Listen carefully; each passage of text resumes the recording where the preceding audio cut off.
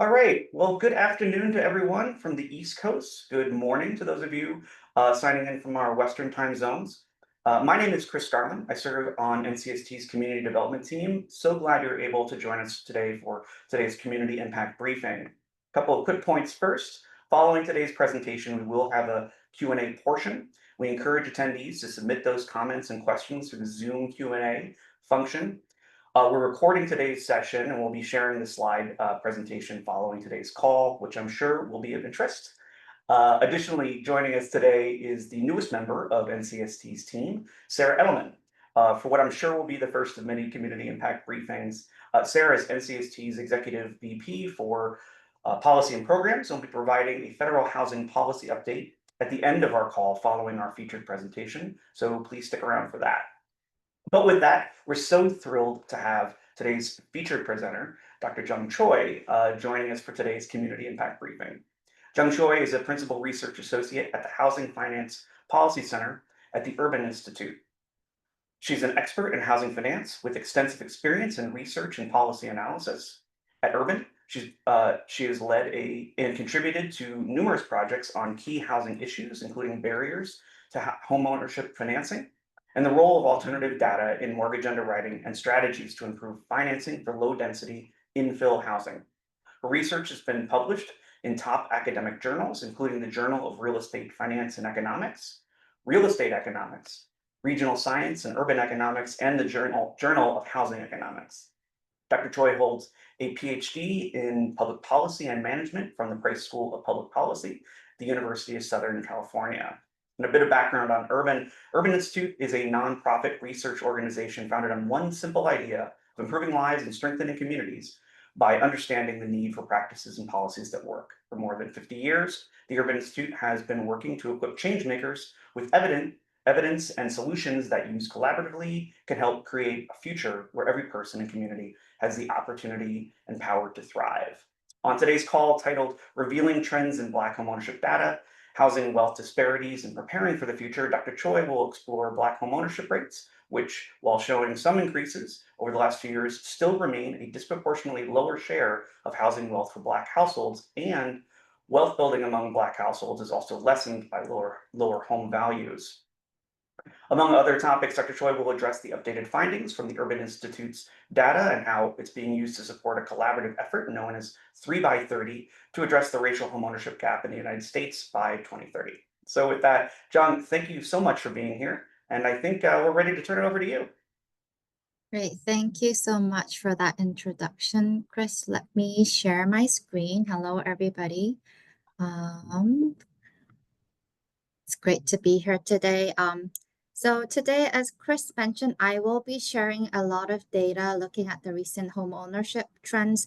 When we had this prep call, I did have a presentation in Detroit where I met Chris and I kind of updated some numbers on the recent Black home ownership trends. But then I think for this audience, we discussed what would be the most interest of you all. So I will be talking about Black homeownership, but then I will also be highlighting some of the recent homeownership trends for other groups of population to kind of provide a more comprehensive view of the trends in the homeownership rate in the nation.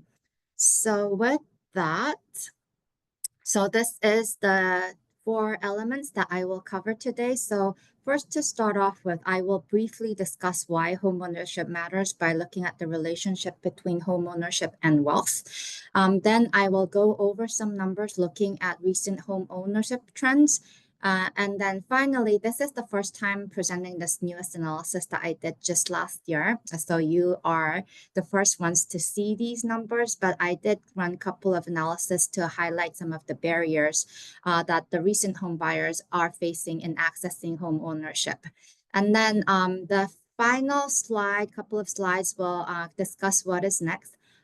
It has been, so I'm in the Housing Finance Policy Center within Urban, and we just had our 10th year anniversary at the end of 2023. So since then, we have kind of discussed what would be doing in the next 10 years, especially around like some of the barriers, challenges that a lot of US households face in accessing and sustaining home ownership. So I will kind of briefly mention some of the knowledge gaps we hope to kind of look further into in our future research for more solutions that are can be developed to help people access homeownership. So first, let's look at why homeownership matters. Homeownership, as you know, is like one of the most important wealth building tools in the US. So what this graph shows is the yellow line here is the average wealth gap between homeowners and renters, and blue line is the median wealth gap between homeowners and renters. And what we see from the data is between 1989, when the wealth data was first collected, to the most recent data in 2022, the median wealth gap between homeowners and renters increased about 70%, and the average gap increased by 258%. So there has been a large increase in the wealth gap between homeowners and renters. And in the most recent data, we have seen that the wealth gap between homeowners and renters have reached historic high. So right now in the most recent data, the median gap between homeowners and renters is about 390K, and the average gap is actually more than $1.3 billion, which is huge.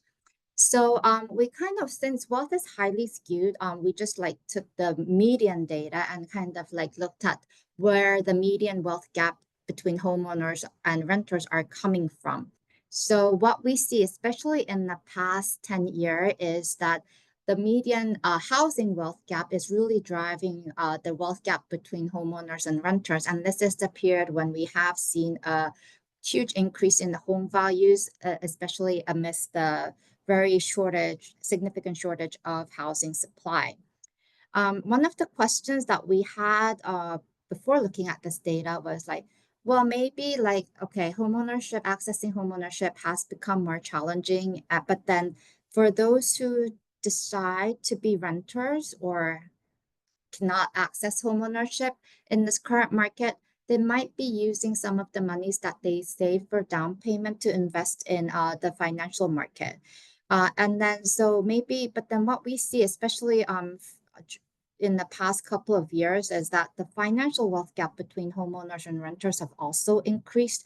And this is mainly because a lot of renters, after paying for their rental payment, which has also risen over the past couple of years, are really kind of like don't have any savings left to like invest in other financial assets. So not only the housing wealth gap has increased, but the median financial wealth gap between homeowners and renters have also increased over the past couple of years. So homeownership affects future wealth. So this graph shows, like, if you look at the x-axis, this is the age of the individual when they bought their first home. So this is younger than those who bought their homes younger than 25, 25 to 34, 35 to 44, and onwards. So, and then this yellow bar is showing the median value of the first home, and this is all inflation adjusted dollars. And this is the median housing wealth at the age near retirement. What we're seeing is that those who bought their homes earlier in life, they have significantly higher median housing wealth at age near retirement. And then what we also see is, although like the median housing wealth at age near retirement is the highest for those who bought homes between 24 to 34, but then compared to the value of the first home, you actually see that those who bought earlier in life have like the greatest like increase in the housing wealth relative to the price that they bought their first home for. So this is also this page is showing that not only homeownership affects your own future wealth, but then it also affects the wealth of the future generations.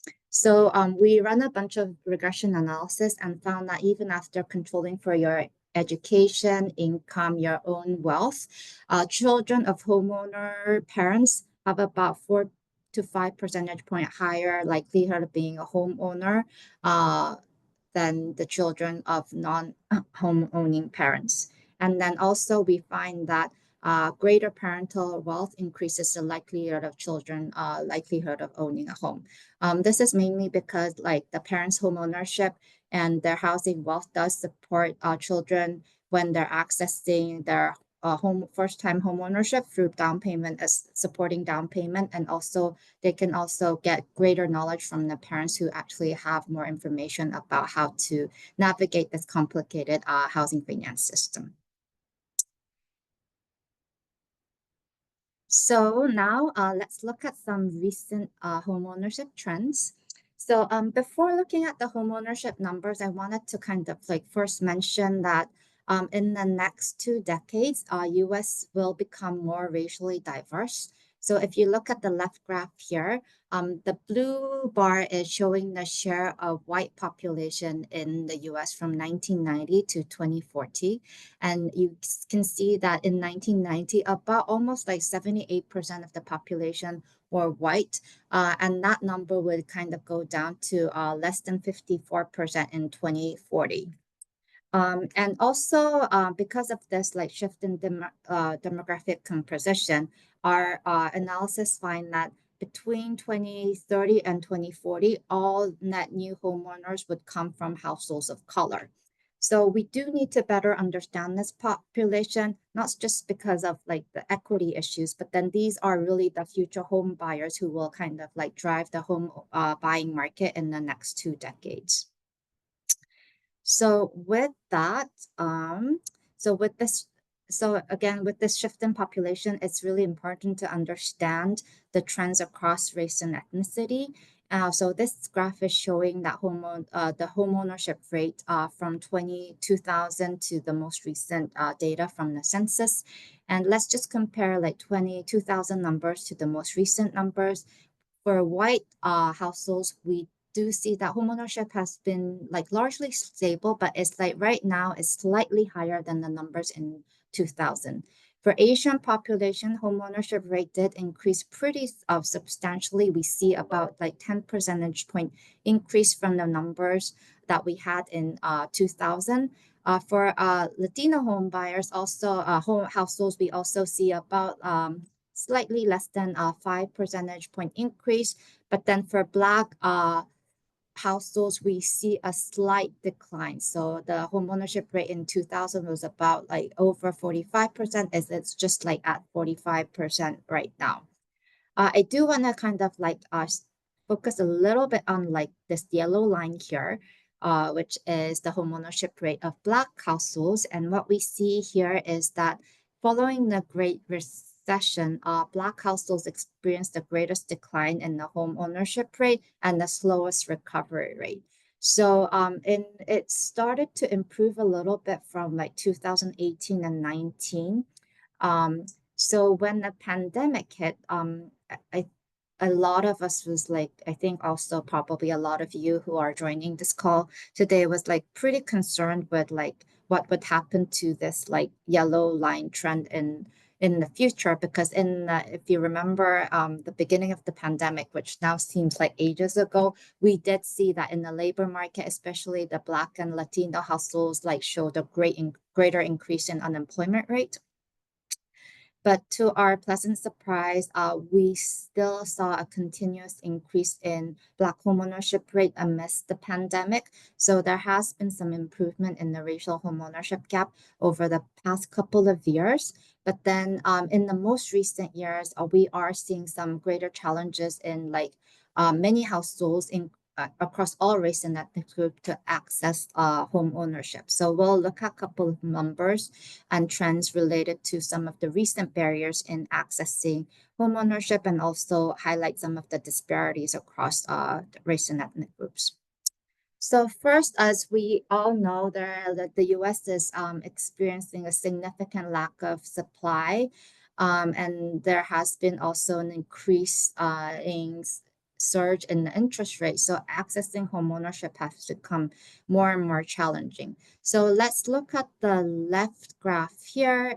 This is the active listing over time by price tiers. But let's just look at this white line here, which is the number of active listings. So we did see like a substantial drop during the pandemic, and there has been some recovery in the recent years, but still compared to the number of active listings that we have in 2016, there's only about a half of active listings available in the recent market. So there has been significant drop in the number of active listings over time.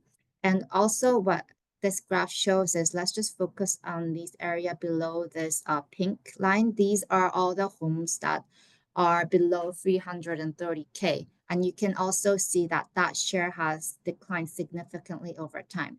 For example, in 2016, about 70% of homes were below 330K, and now that share is around 40%. So there has been about 30 percentage point drop in this share.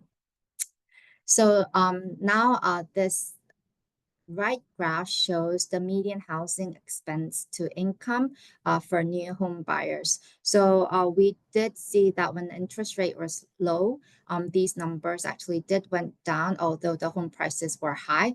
But then especially since like 2021 onwards, with the surge in interest rate, the median housing expense to income have really kind of increased a lot. Now it's around like 40% for those who put about 3.5% down, and it is about like 35% for those who put 20% down.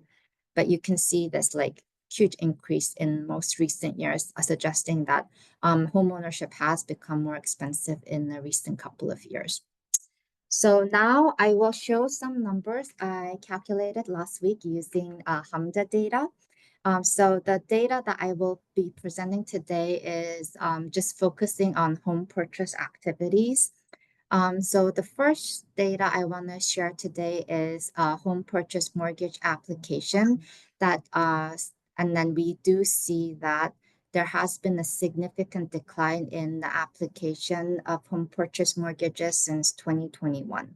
So for Asian households borrowers, that number declined by about 25% between 2021 and 2024. For Black households, the numbers declined about 34%, Hispanic for 23%, and for white households, the number declined the most by about 38%. So I want to note that these home purchases include both first-time home buyers and existing home buyers. And we know that with the rise in interest rate, existing homeowners are not moving. So that is one of the reasons why we actually see a greater decline among white home buyers, because many of the white households actually have the greatest share of existing homeowners. This graph shows the share of low-income home buyers, those who have less than 80% AMI. And we do see that in the recent markets, the low-income home buyer share has declined across all race and ethnic groups. So from like 2020 onwards, all these lines are kind of like in the declining trend, suggesting that for lower income home buyers, the accessing home ownership have become even more challenging in the current environment. I do also want to point out that the share of lower income home buyer is still much more higher among like Black and Hispanic households, like suggesting some of the economic disparities across race and ethnic groups. So this one is showing the share of applicants who have withdrawn from the mortgage application. And what we see is that, let's just focus on 2021 and 2022. So when the interest rate really spiked, we saw like a huge increase in the number of borrowers who actually withdraw from their mortgage application. That number has slightly gone down since, but then still is it is slightly higher than the numbers of withdrawals in 2019. And I don't know who is out there right now, because I only see this presentation slides, but then maybe some data geeks like me may ask like, Jung, I kind of see that the total share is lower than like all race and ethnic groups. That's kind of weird, right? Because like why all other groups kind of like combined should be the share of total. This is because in the total, we have a higher share of application that is purchased by from a lender, but from another financial institution, and that doesn't have race and ethnicity information. So, and then next slide, this is the denial rate. So again, between 2021 and 2022, when the interest rate spiked, we did observe an increase in denial rate for all race and ethnic groups. That number did decline from 2023 and 2024. Another thing to note in this slide is that we still see a very large disparities in the denial rate across race and ethnicity. In the most recent data, the denial rate for Black borrowers are around like 17%. For Hispanic borrowers, it was around 13%. And for white borrowers, it was around 7%. And for Asian, it's very similar to the total denial rate around like 10%.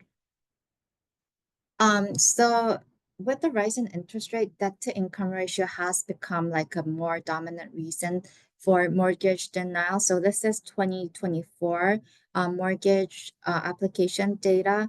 And we see that number one reason across all race and ethnic group for being denied of mortgages was debt to income ratio.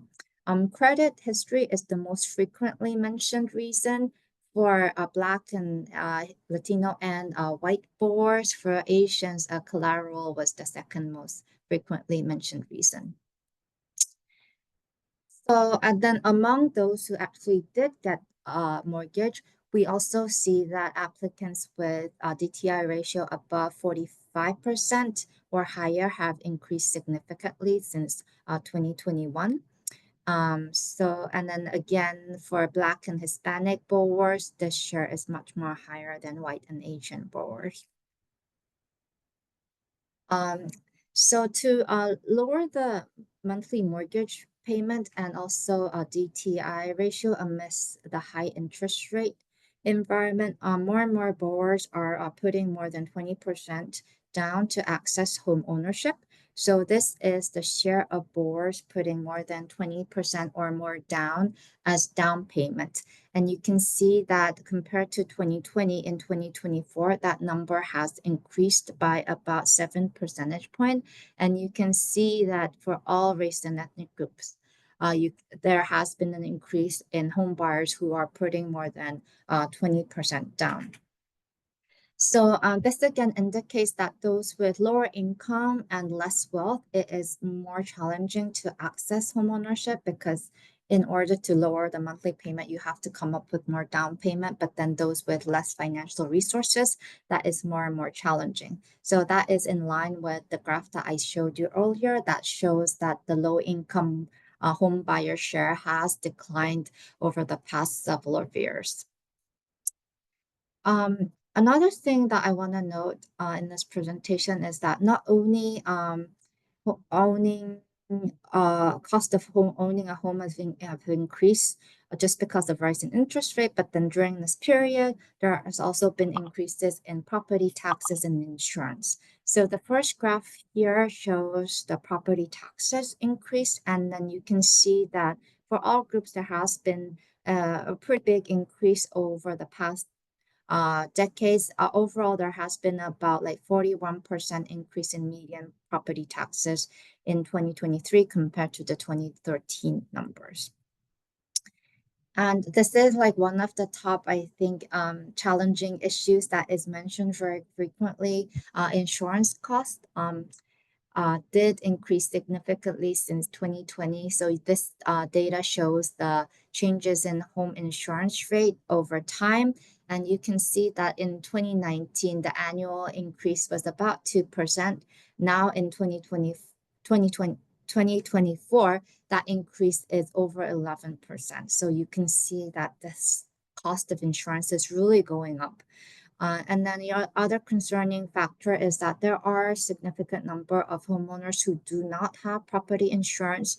In the census data, I calculated that about 12% of homeowners do not have property insurance. And also we do see some variation in this number by race and ethnicity. So we find that Hispanic population are most likely to have no property insurance. That rate is about 17%, followed by Black homeowners who about like 15% do not have a property insurance. So then you can ask, well, now like cost of homeowning has become so expensive, it also became more volatile. So then is it better actually to stay as renters? Well, not necessarily, because the rental prices also gone up relative to income. So this is the share of rent burden households, those who pay more than 30% of their income on rent. And in 2023, the overall rent burden share has reached above 50% for the first time in the history.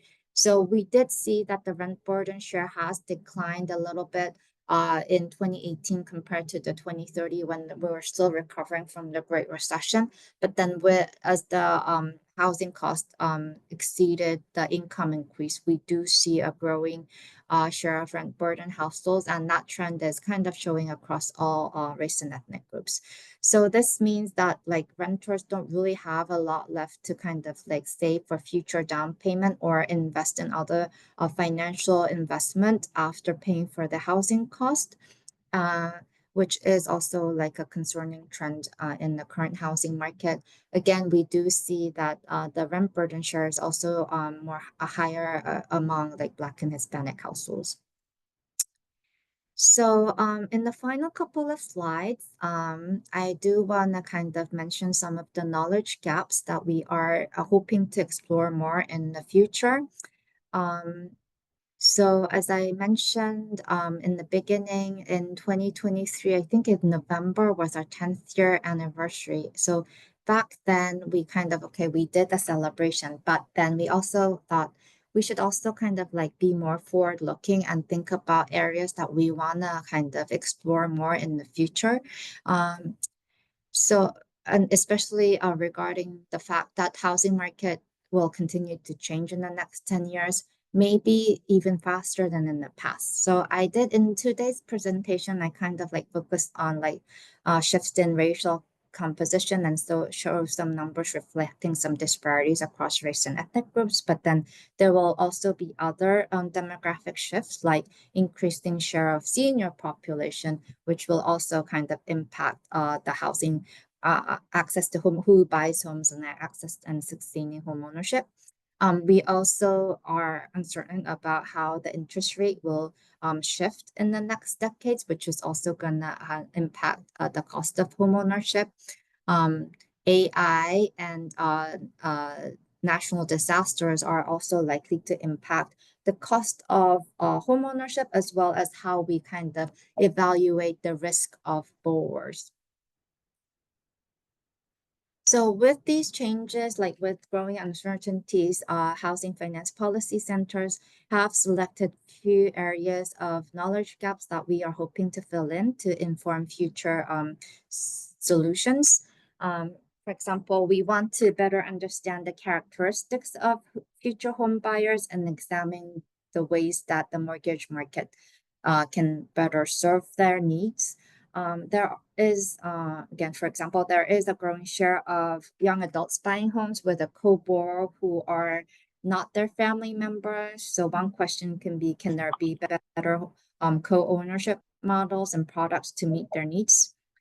We also want to continue exploring potential for alternative data, including rent payment, and also ways to lower the closing cost in home buying and growing cost of ownership, including insurance and property taxes.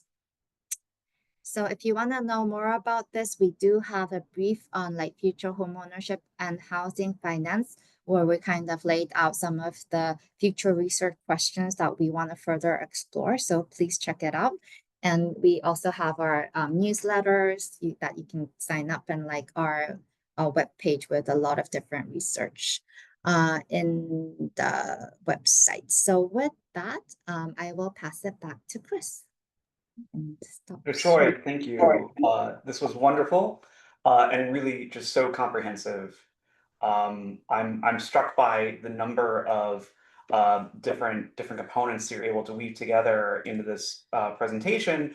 It's interesting, this dynamic of the challenge around becoming a home buyer here in 2025. I think oftentimes we compartmentalize those and we think, oh, it's a question of limited supply.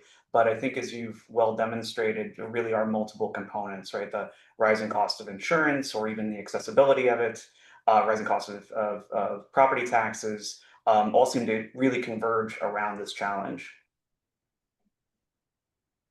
So thank you for that. We will dive right into our questions. The first one I have here from Manny Patoli at NYU's Tartan Center for uh, um, uh, pardon me, the Center for Urban Science and Progress. Manny, first and foremost, chimed in and wanted to know if we will have the presentation added to our website. We certainly will do that, as well as the slide deck on our video section at ncst.org.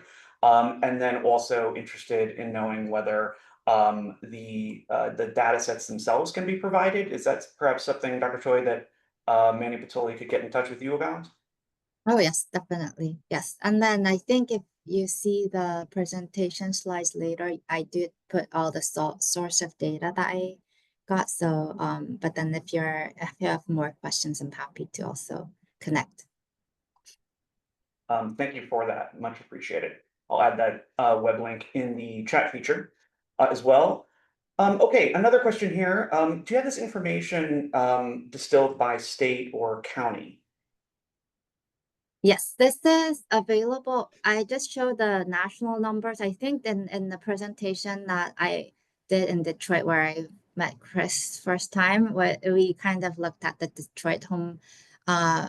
Detroit housing market. So most of this data is available at all the data is available at the state level. The county data, it depends on the size of the county. Some of the data might be like too small if we break out into like different subpopulation within this county, but then it is available at like a more smaller geography. Thank you for that. Much appreciated. And it really is very eye-opening to see how the aggregate data on a national level then plays out at the local community level. Okay, question here from Johnny Laurie. How does homeownership retention among existing homeowners influence the findings? Many existing homeowners in communities subject to heavy gentrification and nearby commercialization are more likely to experience aggressive threats from their homeownership to their homeownership. I think that's a great question, and that is one of the questions that we do want to also explore more in the future. We do have access to geocoded census data, where that was one of the research questions that when we submitted the proposal, that we would want to kind of explore on, like looking at the role of gentrification, displacement, and also how that like impacts like the increase in property taxes, and also like affects like housing sustainability among existing homeowners. So that is like one of like the key questions that right now I don't have good answers to, but definitely would want to explore more. Well, one of the great elements of these conversations is those prompts to dive into the next research project, certainly. Great. A question here from Jessica James. Writes, thank you so much for the insightful presentation. I noticed that the debt to income ratios appear to be relatively similar across Black and white applicants, yet the denial rates for Black applicants remain significantly higher. Is there additional data that helps explain this discrepancy? Could automated systems or underwriting algorithms be contributing to higher denial rates for Black applicants, even when financial indicators like DTI are comparable, or is it just credit? Any insight would be beneficial. Mhm. So let me just pull up the data. So what the data showed that was similar across race and ethnicity was the reason for denial. So that share is it's still higher among Black households, but then debt to income being the main reason for mortgage denial is pretty similar across race and ethnic groups. But then in the second slide that I showed, which probably you will see in more detail when the slides are shared, is that it shows that the share of those who actually get access to homeownership, but then have DTI over 45%, it's much more higher actually for Black households than white. So just gonna pull the numbers to, so those with DTI over 45% among Black home buyers is about 47%. Among white home buyers, that number is 30%. So even among those who actually have been successfully accessing homeownership, we do see a great variation in the debt to income ratio, suggesting that among home buyers, still Black households are relatively more like burdened because they have like relatively higher debt compared to their income. But then great question on the credit scores. The credit score disparity is another thing that is affecting the likelihood of home owning. Before the interest rate actually went up, for Black households, the lack of credit history was the number one reason for mortgage denial. So that actually shifted in like 2021 onwards, when the interest rate started to kick off. We have done some analysis looking at whether like if you use like rent payment data, alternative data with that, because we do see that Black individuals have disproportionately higher share of those with no credit scores or low credit scores. So would adding rental payment history really kind of help to expand the credit box for this population? I think right now the evidence is not clear because one of the data, and we need more research on this. And I kind of hear like really rosy picture answers on this, like this is going to really help expand the credit box for all these marginalized population, and then really pessimistic view on like those with lower credit scores or no credit scores, they probably would be less likely to pay their rent payment on time. So even if we include that information, that's not going to really help out. But then these are all just like hypotheses that needs more like rigorous testing to see how much impact this will make. Overall, we did see with some limited data that if we do include rental payment into credit scoring models, it does disproportionately help those with no credit scores or low credit scores, indicating this could have some more positive impact for Black and Hispanic households who have faced some challenges in accessing mortgages. Clearly interrelated issues, and actually there's a couple more questions on rent as well here in the Q&A. But first, a question from Joseph Landers. Compliment here. This is an extremely informative session. What would you think about a local government changing its zoning laws to incentivize investors to convert existing single-family homes to multifamily rental units? Is this good or bad for homeownership? Thank you for like the comment and the question. I think I don't know if I have like I can kind of see like both answers, and also like this is like typical economist like answer of like it depends on the market. But it seems that I mean we have like both lack of housing supply in the rental market and the home ownership market. So it's kind of and so we do need like to increase both of these housing types. So it's like I think it will depend on how much availability that market has in like single family and multi-family rental units to see actual impact of this. But then I think this is an area that we do need to maybe follow up with Joseph later on, because it is one of the areas that we are getting a lot of like questions on, like the how the investor activity is impacting the both the home ownership and the rental market that we want to continue explore on. So if you have like good suggestions or thoughts there, we would definitely would like to connect with you to get more insights.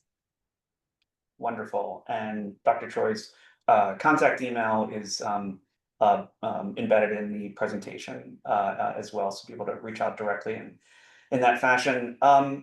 So a question here, follow up on rental housing. First off, do you have any data demonstrating why the rental burden has increased? And then how could renting be a solution towards the homeownership crisis?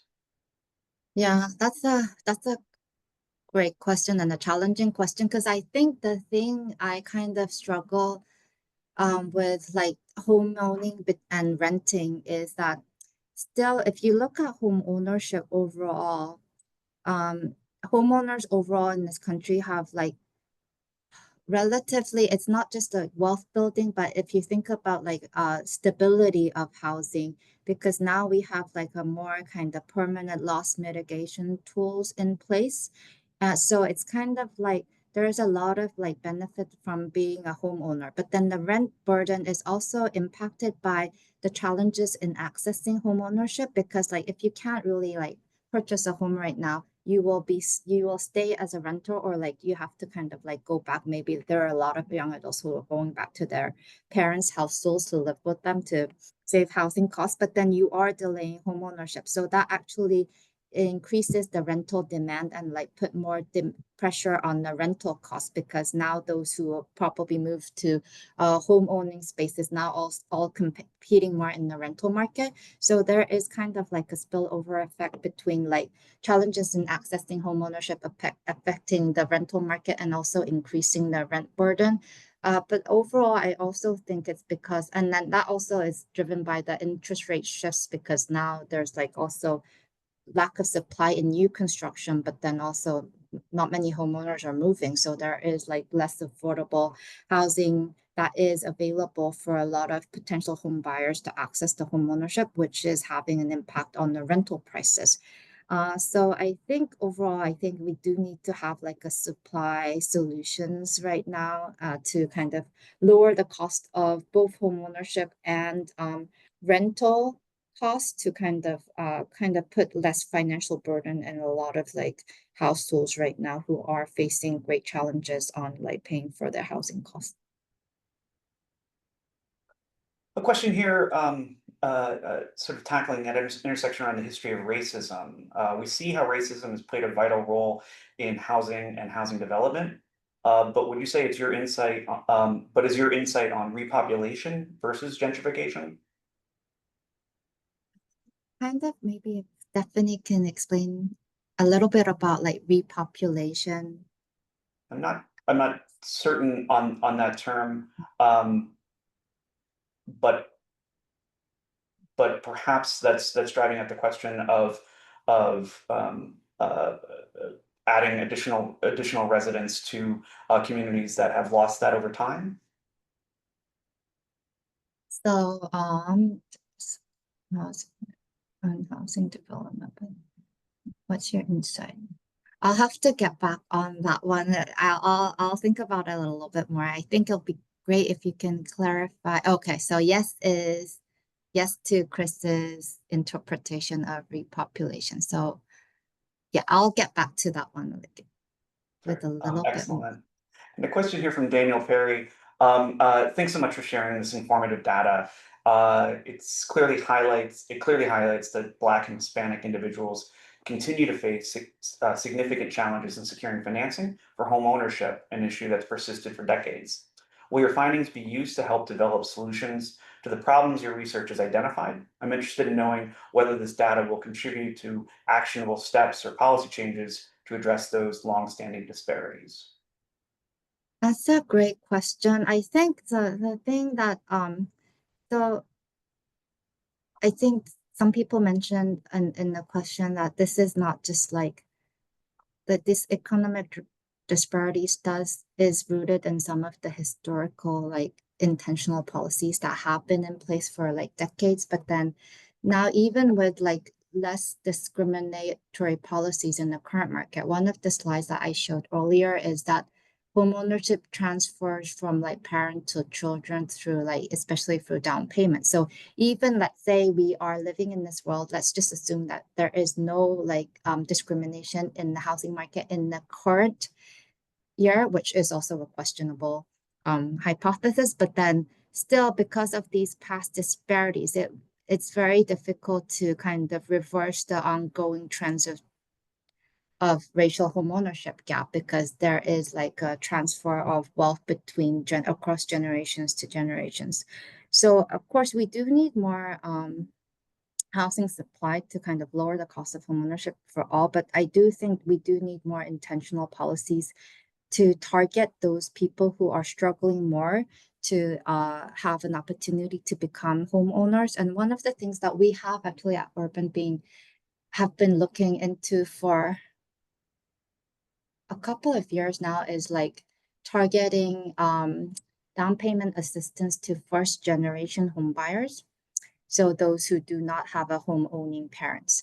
And our analysis do find that if we actually target down payment assistance to the young adults who do not have a home owning parents, we do actually have a better target towards like Black and Hispanic young adults than just having an income alone criteria.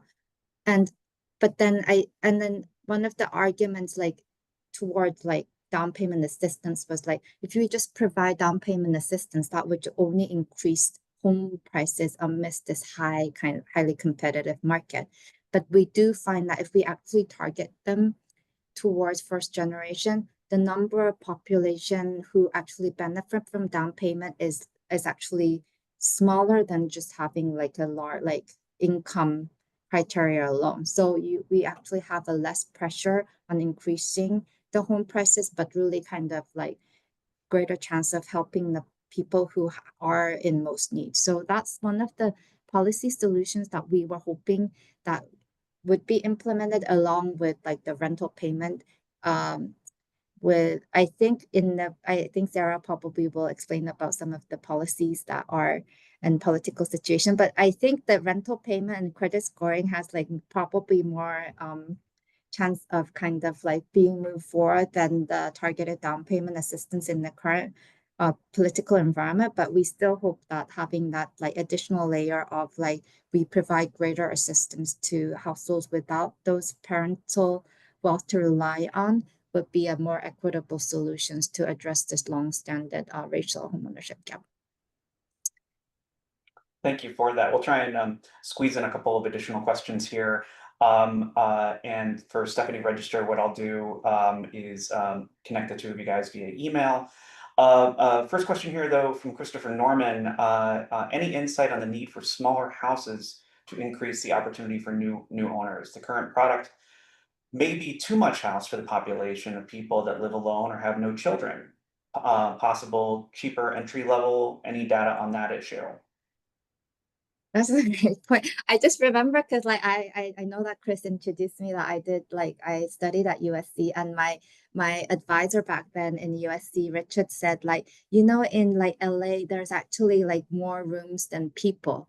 So because like there's like a like in LA in like Pasadena area, there's like big mansions where like only two people live there. So it's like I think that's a really valid point of so that's one of the things that we want to kind of look into, especially like smaller units, missing middle housing. There are like a lot of different types of housing that we need to fill in, especially to meet like the future needs of the population. So I think one of the trends that we're seeing is like more and more people are living alone, but then there are also like growing share of multi-generational housing. So I think right now we do need like different types of housing that is more geared towards like the needs of current and future population, which is not really what we are seeing in the market right now. I think also some of them is related to like the cost of developing building a home is going up. So like the developers, in order to make the ends meet, need to kind of like focus on more like expensive homes with the cost of building rising, which is not really kind of the solutions that we need right now. So definitely an area that needs to be solved. And I will see if I have more data to see those trends. Sure. Really an important question to dive into, certainly. Question here, are you following recent foreclosure trends, and how do you expect those to affect homeownership? Yes, we are. So the foreclosure rate has been really low because of like the loss mitigation and all these things in place. But we are seeing, and I can also like send you our recent report showing that the delinquency rate, like 90 days delinquency rate, has increased in recent months, especially among the FHA borrowers who are also more likely to be Black and Hispanic households. So we are seeing some concerning trends in the market, suggesting that so it sort of is more happening among like the new home buyers. So it does seem that some people are really struggling to kind of make their housing payments, especially those who with the lower income. So we will send you that paper. The only thing is that I do want to mention that still like the delinquency rate, although it's been kind of mentioned by a lot of media, it's not as dramatic as a lot of people picture. It's only going back to the rate that we had just before the pandemic. And then right now, there is sufficient funds in the FHA to kind of like whether if even if all those go into foreclosure, there is like a sufficient funding in the FHA to kind of like go cover the cost. So, but then we do see that as a concerning trend and moving forward. So we are continuing to monitor that. But thanks for the question. Yes, most certainly. It's a question that certainly is key to much of the NCST community. So thanks for that. Finally, here a related question on that earlier point about smaller housing. Are you already exploring condominiums as a way to expand access to homeownership for small households? In an environmentally friendly way. The understanding here is that there are financing challenges to building condo buildings. Yes, the condo bill, that's a great question. I can also send you another paper that my colleague Lori and Michael wrote on this on the financial challenges and the inspection challenges in the condo market. So definitely a question that we want. I think it's like it's condos are one of the potentials to increase housing supply, but we have identified some of the things that needs to change in order to make that happen. So we will definitely share that research with you. So I think my next step is connect with Stephanie, but I'll also send Chris some of the recent research on the topics that you've raised, along with the updated slide. I found one typo, so I'm going to update my slide deck and I'll send everything to Chris so he can share it with you all. But thank you all for the questions. Fantastic. Thank you. Well, wonderful. Dr. Choi, thank you again. This was such a rich conversation, a fantastic presentation, and actually really engaging Q&A as well. Such time and insights. Thank you very much. And so, as mentioned at the start of the call, we do have some policy news to share regarding neighborhood homes and other NCST policy efforts, which I know many of you have been tracking along with us. So, with that, let me be the first to welcome Sarah Edelman to our community impact briefing. Thanks so much, Chris. It's great to be here, and it's great to be here part of NCST. It's my day 3. Thank you also, Dr. Choi, for a wonderful presentation. Before I dive into the policy updates, since this is my first time on the call, just want to tell you a little bit about myself. I've worked on housing finance for the last 15 years, and most recently, I was leading the FHA single-family mortgage program over at HUD. Prior to that, I was at Fannie Mae leading the duty to serve efforts and other affordable initiatives, and very, very pleased to be here. So just a few updates, a couple of updates from the large reconciliation bill passed recently, and then a couple of updates from the draft appropriations bills that we're starting to see. So on the tax bill, the reconciliation bill, the Neighborhood Homes Investment Act, many of you know NCSD has been putting blood, sweat, and tears into this for some time. And while it did not make it into the reconciliation bill, we are still very hopeful about its prospects moving forward. I mean, in this environment, it is rare you see something new, a new proposal garner just quite as so much bipartisan support. And so we will be back at it with the Neighborhood Homes Coalition moving forward. One bright spot that you've probably heard about, but it's worth repeating, is that the the new markets tax credit did make it into the tax bill and was made permanent. This is especially important, one, because its expiration was looming. 2, there's been a movement working for some time to try to make this permanent, and so this was a real victory amid a number of disappointments in this bill. Our sights now turn over to Treasury for opportunities to continue strengthening the program as they pick up their work. on the appropriations bill, so the House Appropriations Committee is voting tomorrow on the THUD markup. There are some cuts and eliminations in this draft bill that are really undermining of affordable homeownership initiatives. A couple just for your radar. The elimination of the home program, which is important for preserving it's important in the subsidy stack when you're trying to preserve affordable homeownership and rental. Housing counseling also eliminated, vital for making sure that prospective home buyers have a pathway into homeownership and have someone to call if they get in trouble.